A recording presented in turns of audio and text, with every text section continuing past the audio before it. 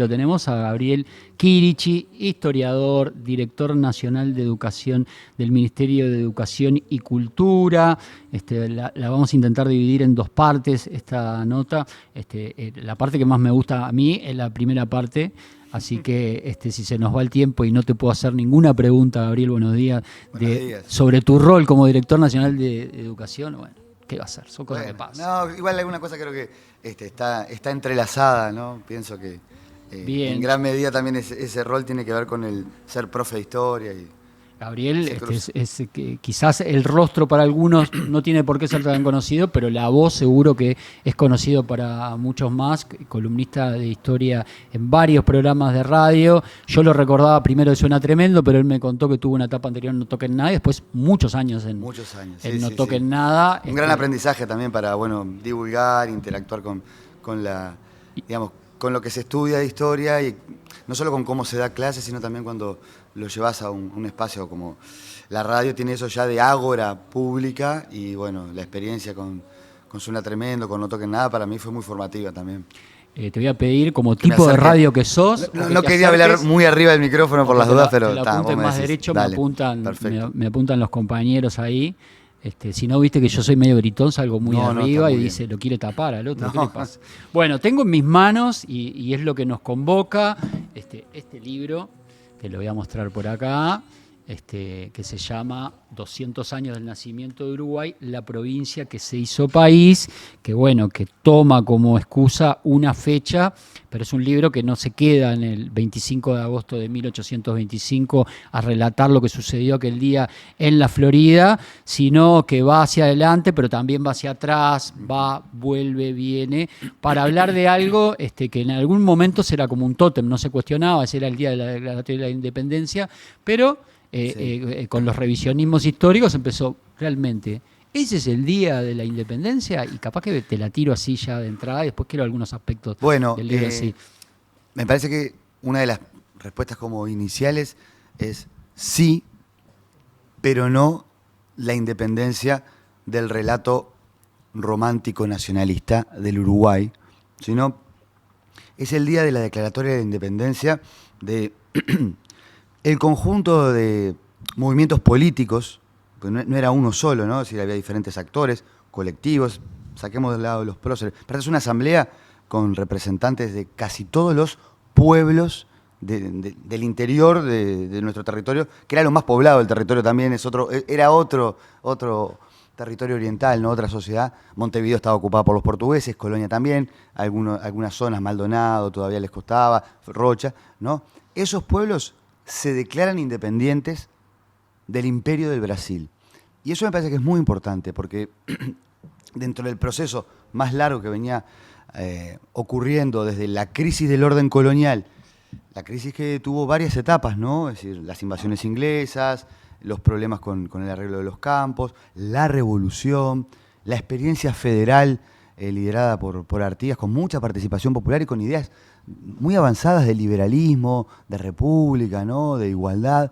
Esa experiencia luego fue derrotada y en algún punto también saqueada, porque la provincia cisplatina era parte de un imperio esclavista con, hasta 1822, la corte europea viviendo en América.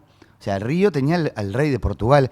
O sea que nuestro territorio, que había sido en algunos momentos vanguardia de lo más renovador, igualitario de la revolución, estaba siendo hasta esta fecha, 25 de agosto del 25, parte de una provincia que era, consecuencia del último imperio europeo en América, que además el rey de Portugal, si bien ya era Brasil ahora en el 25, era el hijo del rey de Portugal, Pedro I. Entonces, declarar la independencia de eso es muy importante. Lo que pasa es que la declaratoria no fue solo de la independencia en términos de Uruguay separado del resto, porque no existía ese proyecto. Y creo que eso también es interesante. Se ha estudiado mucho, se ha debatido. Mirá, ahora que está, ayer justo te engancho las cosas, Guille, porque salió la resolución en presidencia para crear una comisión de festejos y recuerdo del ciclo, del 25 al 30, ¿no? A mí me toca como director de educación ser parte del comité. Ese es un nuevo concepto que se empieza a instalar, ¿no? Trabajar la idea de ver el ciclo, más que la idea de la fecha o el acontecimiento, ¿no? Que creo que tiene dos cosas importantes, casi que lo traigo para el presente inmediato. Por un lado, recuperar el análisis y la perspectiva de los procesos históricos con temporalidades que son variadas, y lo variado supone que hay colectivos participando y no solo individualidades o poderes sobrenaturales. La historicidad te devuelve una cosa que es muy importante, esto ya lo digo como profe, ¿no? Pero en esta época donde la inmediatez parece que lo tamiza y evalúa todo, volvamos a la idea de ciclos, volvamos a la idea de colectivos, que aparte es mucho más explicativa para entender esto otro, porque la pregunta que vos haces al principio es muy válida y todos pasamos por la escuela o tenemos a nuestros hijos, ¿no? 25 de agosto, feriado, declarado el feriado en 1925, en época del centenario, como Día de la Independencia del Uruguay. Voy a la historia y veo la ley, la primera ley de la Florida, ¿no? La que declara írritos, nulos, desueltos, sin ningún valor para siempre, todos los actos de incorporación arrancados por la fuerza. Se declara independiente. La provincia oriental, no el Uruguay, se declara independiente de Brasil, de Portugal y de cualquier otro imperio en el universo. Es una declaración potente, casi que para la Guerra de las Galaxias andaban bien estos muchachos, ¿no? El nombre Uruguay todavía no existía. Es más, en nada, en ningún documento. La segunda ley es la ley de unión de esta provincia con las demás del mismo tipo de Sudamérica, que es con la que dicen tener los vínculos más sagrados que el mundo conoce. Hay una relación muy directa entre la cultura hispano-criolla del sur rioplatense. Argentina es el nombre del país que no existía todavía, ¿eh? Argentina es una región, la Argentina, la región del sur del Río de la Plata. Y estos movimientos políticos que en el 25 luchan contra el imperio de Brasil, quieren ser independientes de ese imperio y de cualquier otro del mundo y volver a tener una forma de gobierno republicana, que eso también es un tema a valorar en términos históricos, pero al mismo tiempo quieren ser parte de vuelta de la unión de provincias que se estaba, ese año todavía no estaba pronto, pero el año siguiente iba a haber una constitución de las provincias argentinas, ¿no? Que van a tratar de tener una forma de gobierno propia. Entonces, ¿qué pasa? Y la tercera ley es la de pabellón, que es celeste, blanco y punzón, ¿no? El punzón es un rojo suavetón, digamos, ¿no? Y no es el azul de la bandera. Y tampoco el azul, no, de claro. Los 33. Es parecido, o sea, el orden es parecido, no tiene no es tan celeste como el de la Argentina. Claro, incluso, bueno, armando el libro, Nicolás Dufo me contaba que parte de los colores elegidos tienen que ver con las banderas que se estaban eligiendo también en Buenos Aires, para tener una identidad común, porque Buenos Aires ayudó a los 33 orientales. Buenos Aires, a poquito de esto, ahora el 12 de octubre lo vamos a recordar, fue la batalla de Sarandí, una batalla muy importante para limpiar el campo de ejércitos brasileños. Y la batalla de Sarandí fue festejada en Buenos Aires, fueron a apedrear el consulado brasileño. O sea, había una relación entre este movimiento y volver a ser parte de lo que había sido siempre más o menos la región platense, que yo lo que creo que ahí es importante, no debe verse eso como una debilidad en la independencia del Uruguay. Lo que tenemos que encontrar en el proceso es, bueno, la gente que estaba acá empezó a luchar por no ser parte de un imperio extranjero, no tener formas de gobierno monárquicas y volver a estar con sus hermanos. El estar con sus hermanos en un gobierno común no era un asunto fácil, porque esto también lo digo con cuidado, ¿no? Y acá creo que hay que meterse un poquito más con la historiografía, porque afortunadamente, ¿no?, tanto a nivel regional, como a nivel de historia social y cultural, como a nivel de historia política y de historia política de los sectores populares, ha avanzado muchísimo en la investigación, ¿no? Tenemos grandes referentes en Uruguay, como Ana Frega, como Inés Moraes, ¿no? En la región, Chiaramonte, Garavaglia, gente que empieza a estudiar que las sociedades de aquella época, todas estaban pensando y soñando y al mismo tiempo frustrándose en ver qué formas de gobierno darse, y las provincias fueron quizás los primeros ensayos de unidad político, demográfica y territorial que tenían que después armar alianzas. De alguna manera, la experiencia de Artigas, la Liga de los Pueblos Libres, eran gobiernos en diferentes zonas, no tenían, era una confederación, ni siquiera había un gobierno común. Artigas era reconocido por todos como protector, pero no era el jefe que mandaba en Corrientes, ni en Misiones. Misiones el gobernador era Andresito, ¿no? Entonces, ¿qué pasa? Recuperar el estatus de provincia mirado en términos historiográficos, no es un nivel menor en la capacidad de ser soberanos. Claro, hoy siempre jugamos con mis hijos, ¿no? Que son adolescentes. Está en las redes sociales, dice, provincia rebelde, y parece que es como de menor rango. Ahora, en la revolución, en la creación de las primeras experiencias de gobierno propio, ser provincia era un estatus de recuperar la capacidad de decidir, en este caso los pueblos de la provincia oriental. Lo que pasa, y eso también la idea de proceso ahí es muy importante, ¿no? El devenir de la actuación, porque esto también tiene otro tema que a veces se pierde. Yo combato un poco la sensibilidad que trata de desepicar a nuestro... Como no tenemos épica, no, tremenda épica. Los tipos vienen a pelea contra el Imperio de Brasil, que había invadido y fue de las peores invasiones que hubo en América del Sur. En la época artigas, 4.000 muertos llevó la guerra de... Una sociedad que, esta dimensión, ¿no? Una sociedad que quizás, porque los censos son muy imprecisos, porque no toda la gente se dejaba censar, ¿no? Quizás llegaba a tener 30.000 habitantes en la campaña, por lo menos al sur. Entonces, esa invasión que ha sido tan salada, que había tenido muchos muertos y muchos presos, estos vienen a pelearla. ¿Y qué pasa? Se genera una guerra entre el Imperio de Brasil y las Provincias Unidas.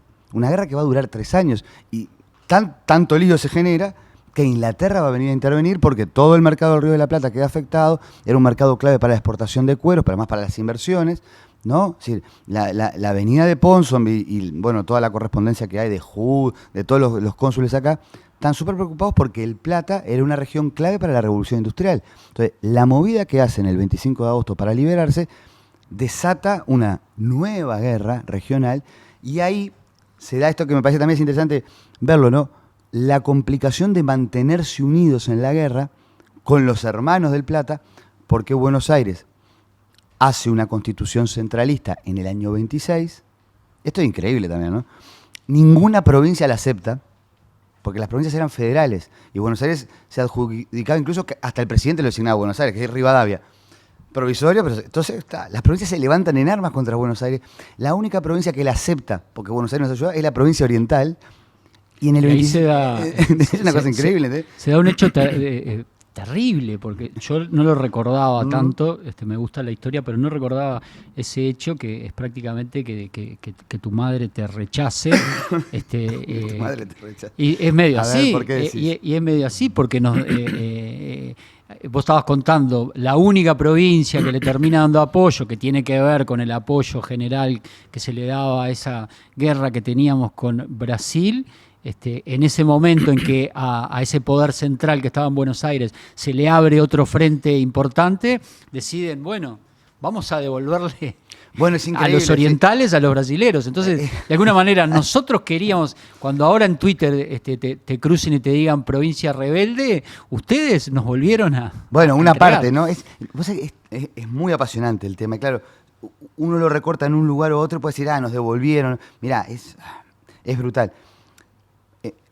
Un tema anterior, ¿no? Parte de las autoridades orientales también aceptaron la Constitución unitaria porque querían desmarcarse. Esto es un tema para analizar. Lo que tenemos hoy en la historia también es la posibilidad de analizar cuestiones geopolíticas, cuestiones ideológicas, pero también cuestiones de clases sociales, de territorios, de etnias, ¿no? De género. Parte de los líderes, doctores, patricios, pero también militares, querían desmarcarse de que no los confundieran con el artiguismo. Entonces no eran tan federales. Y a su vez tenían el apoyo con Buenos Aires.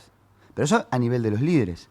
Después, esto es lo más increíble, se le gana militarmente a Brasil en Ituzaingó a comienzos del 27, pero la rebelión en Argentina es tan grande que el gobierno de Rivadavia quiere traerse el ejército, un ejército muy importante, de Alvear, le ganó a Brasil en Brasil, para combatir a los federales rebeldes en territorio argentino. Entonces apura una firma de la paz, que es la Convención García de mayo del 27, que además es una paz que no solo devuelve la provincia, porque el emperador se hizo el ofendido y presionó, ¿no? Pero que devolver la provincia generó un malestar acá terrible, generó un malestar. En Buenos Aires cayó el gobierno de Rivadavia, porque no es que los argentinos no quisieran devolver, fue una cosa como de cúpulas. Pero al mismo tiempo, también yo lo digo con cuidado, ¿no? Inglaterra aceptó esa solución porque le traía la paz, la libre navegación de los ríos y se recuperaba el mercado. Inglaterra no vino con la idea obsesiva del Estado tapón, porque a veces nos contamos como que somos un invento inglés. Bueno, el mito del Estado tapón, claro, hay que matizarlo, digamos. Hay que darle la dimensión que ocupa en la temporalidad histórica de diferentes coyunturas que eran cambiantes, pero no era el objetivo de Inglaterra. Pero para lo otro me parece más interesante, ¿no?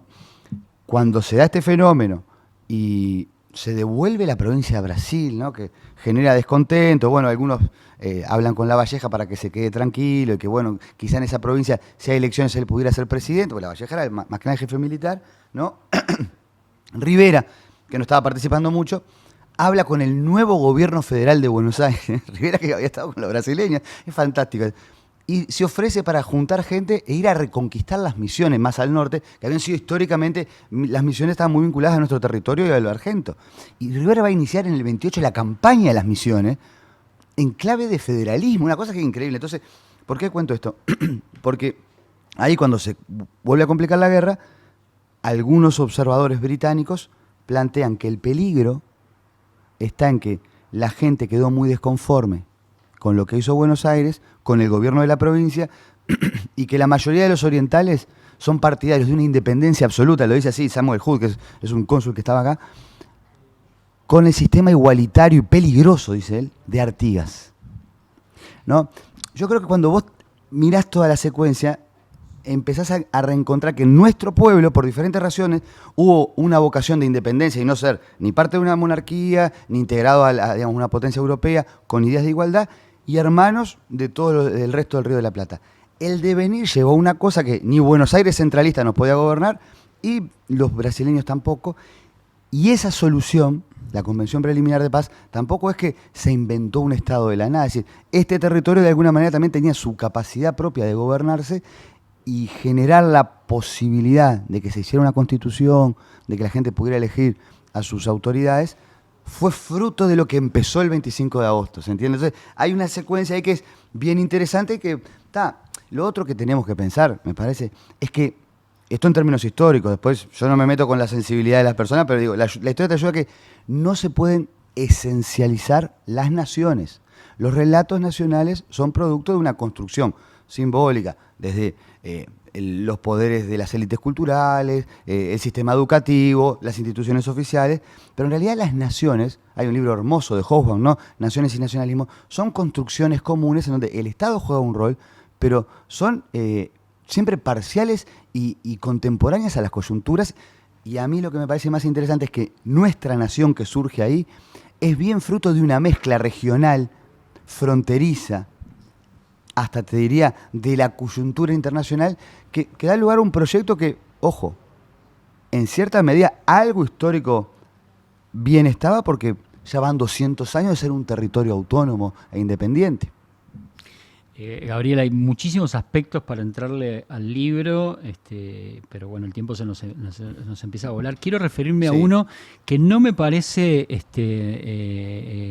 que fue una casualidad o fue una decisión al azar, pero quiero que me lo cuentes tú. El libro tiene unas ilustraciones realmente impactantes, bueno, aparecen algunos ilustradores muy conocidos, de hecho la tapa tiene el más conocido de todos, Blanes, que es el cuadro de Blanes, que es hermoso, pero si vos entrás al libro, la primera imagen, el de Blanes que recuerda el Día de la Graciada, el 19 de abril, el desembarco de los 33, un cuadro que yo no conocía, de una pintora que yo no conocía, yo hago mi mea culpa también. No, por favor, es un cuadro, lo que pasa es muy pequeño.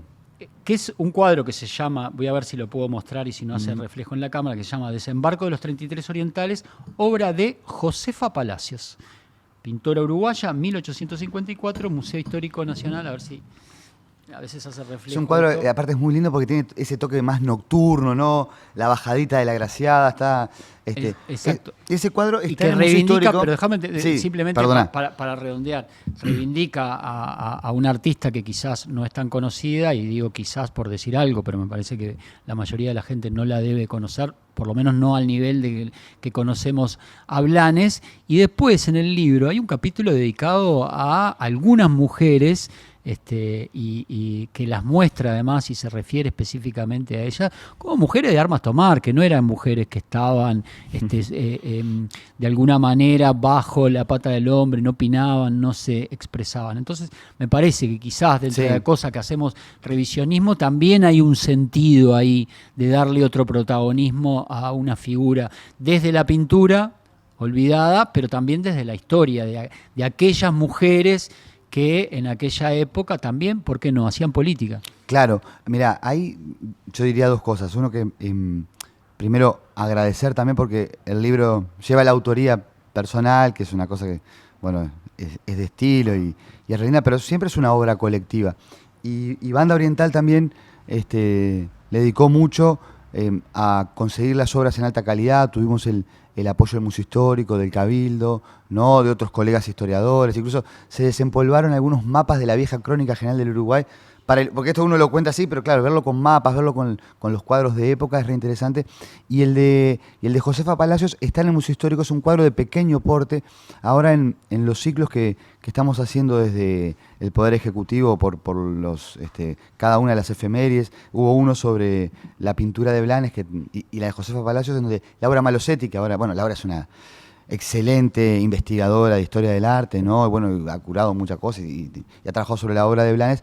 Ella contaba cómo también era una cosa que existía, pero no se hacía público porque no era de muestra, la pintura femenina política, pero existía, como hacían política, ¿no?, las hermanas, que son las que cuidan todos los caballos en la Graciada, y hacen que las patrullas brasileñas se pierdan, ¿no?, o las mujeres que acompañan como soldadas en las batallas, o todas las formas de correo y de generar tertulias políticas cuando estaban exiliados o presos los hombres políticos, desde, bueno, la esposa de Oribe, la esposa de Lavalleja, la mujer de...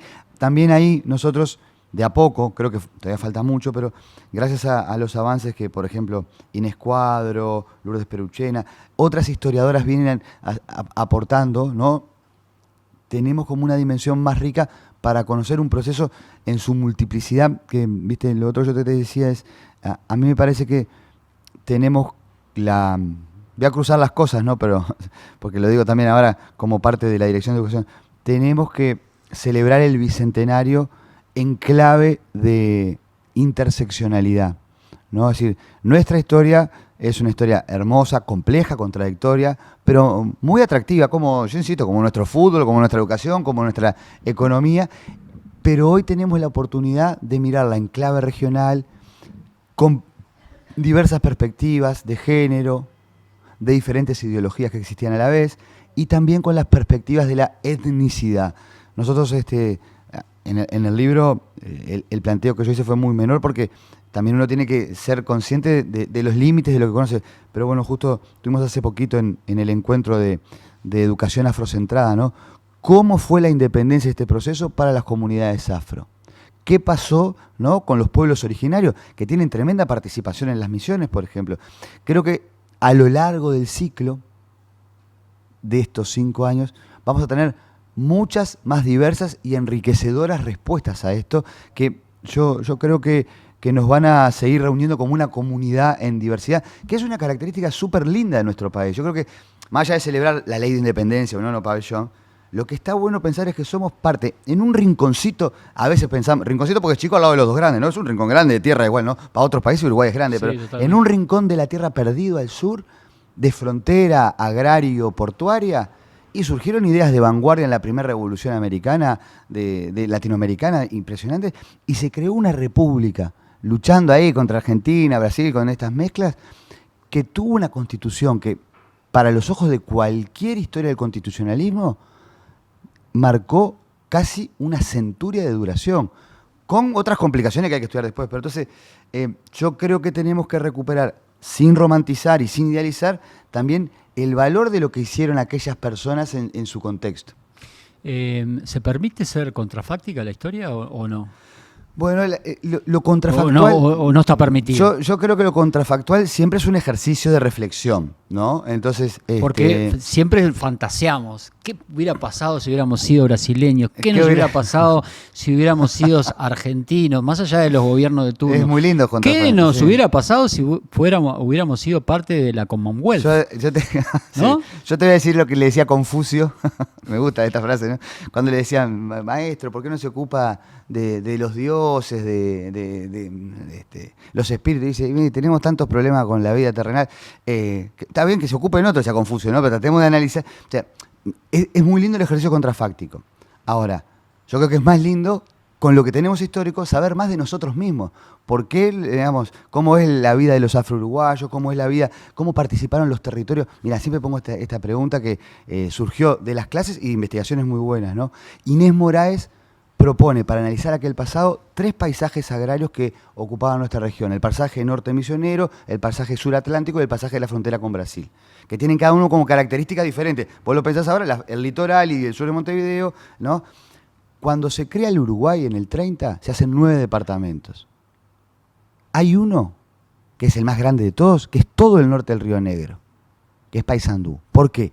Bueno, en gran medida la investigación de Inés Moraes nos ayuda a entender mejor el mapa, ¿no? Porque era una región que tenía como, de alguna manera, coordenadas propias que son parte del Uruguay, pero que también es un Uruguay en diversidad.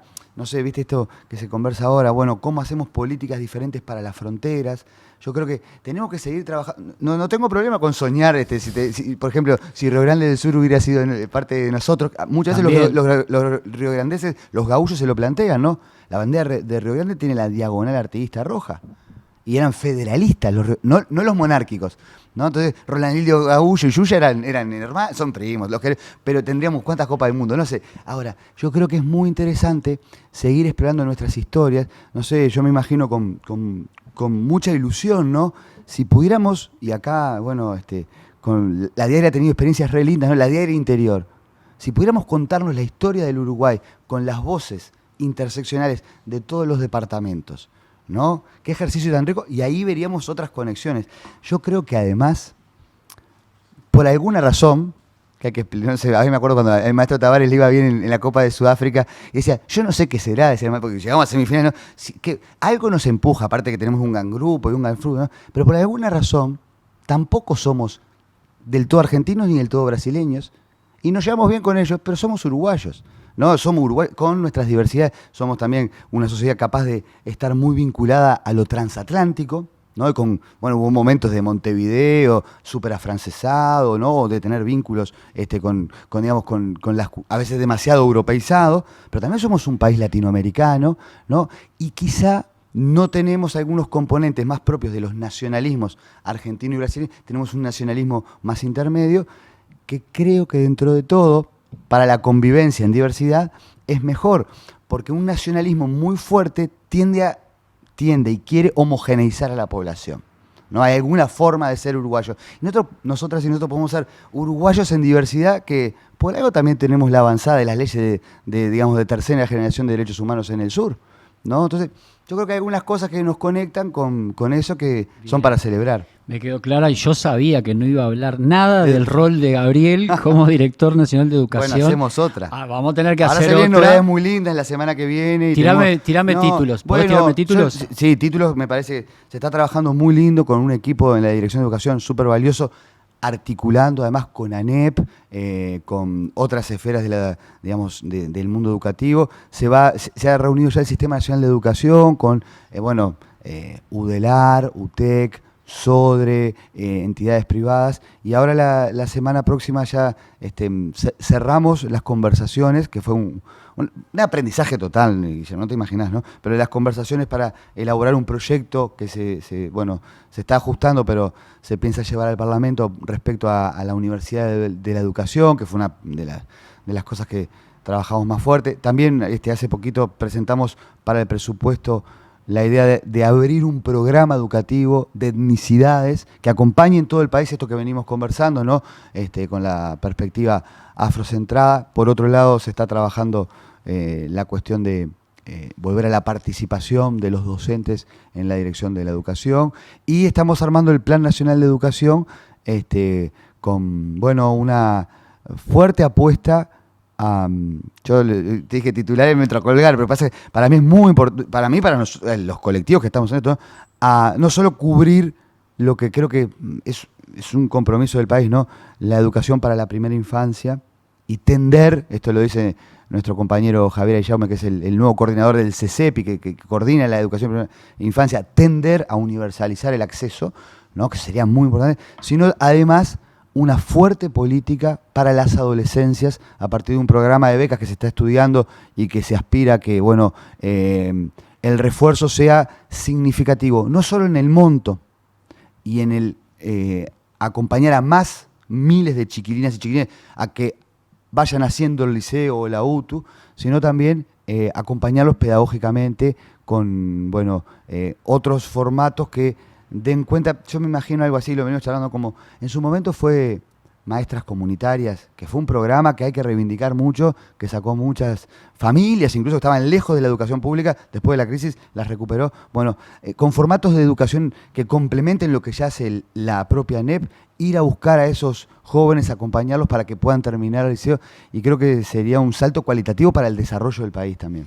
Bien, quedó un poco más de título, como decías. Sí, bueno, una perspectiva así pero genérica, ¿no? Fue simplemente un resumen, te vamos a invitar seguro, Gabriel, pero bueno, gracias por venir a hablar de historia y de este libro, 200 años del nacimiento de Uruguay, la provincia que se hizo país, exactamente a un mes de la fecha que motiva este material. Vamos a organizar algunas celebraciones que supongo que vamos a, entre todos, disfrutar mucho también. Ya las difundiremos. Gabriel Quiriche, muchas gracias.